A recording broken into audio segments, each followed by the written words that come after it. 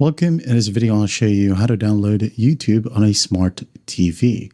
All right, if you find this video helpful, please leave a like and subscribe to the channel for more such tutorials. So first up, you would need to go ahead and find your specific TV or model's app store. Okay, so as you can see here, a specific Fire Stick got an app store. So I'm just going to select it, wait for it to load, and then once it loads, just go ahead over to the featured section. You can find YouTube right here. Okay. Or if you can't find it, go ahead over to search and use the search bar. Select the search bar and then just type it down.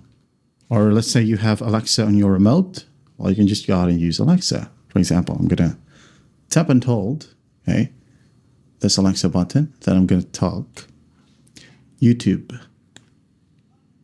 All right.